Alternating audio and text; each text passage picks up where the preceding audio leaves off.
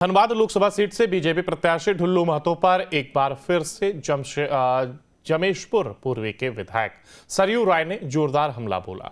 सरयू राय ने ढुल्लू महतो पर गरीबों की जमीन हड़पने का आरोप लगाया। उन्होंने कहा कि धनबाद में 10 से 15 एकड़ जमीन भाई और बेटे के नाम से ढुल्लू महतो ने खरीदी है।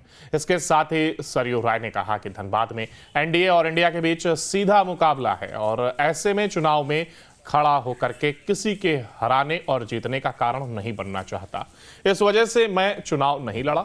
वहीं बीजेपी प्रत्याशी पर उन्होंने कहा कि उनके बारे में क्या कहना, जितना कहा जाए कम होगा। सैकड़ों लोगों की जमीन हड़पना, कोयला में प्रति टन 1800 रंगदारी लेना, यही काम है उनका।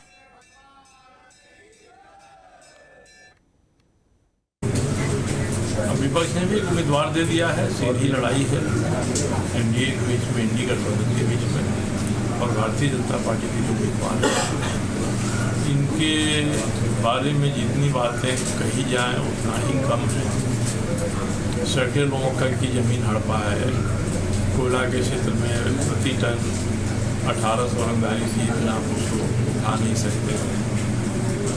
इनके भाई, इनके पुत्र ने कितनी जमीन खरीदी है अवैध रूप से, ये तो सामने आ गया है। धनबाद लोकसभा सीट से बीजेपी प्रत्याशी ढुल्लू महतो पर एक बार फिर से जमेशपुर पूर्वी के विधायक सरयू राय ने जोरदार हमला बोला। सरयू राय ने ढुल्लू महतो पर गरीबों की जमीन हड़पने का आरोप लगाया। उन्होंने कहा कि धनबाद में 10 से 15 एकड़ जमीन भाई और बेटे के नाम से ढुल्लू महतो ने खरीदी है।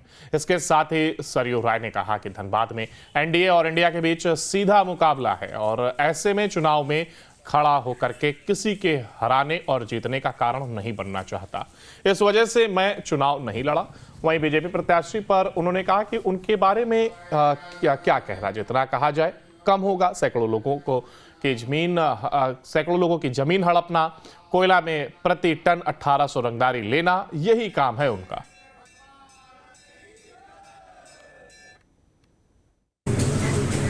विपक्ष ने भी उम्मीदवार दे दिया है। सीधी लड़ाई है एनडीए के बीच में, इंडी गठबंधन के बीच में और भारतीय जनता पार्टी के जो उम्मीदवार हैं, इनके बारे में जितनी बातें कही जाएं उतना ही कम है। सैकड़ों लोगों का की जमीन हड़पा है। कोयला के क्षेत्र में प्रति टन 1800 रंगदारी की इतना उसको उठा नहीं सकते। इनके भाई, इनके पुत्र ने कितनी जमीन खरीदी है अवैध रूप से, ये तो सामने आ गया है।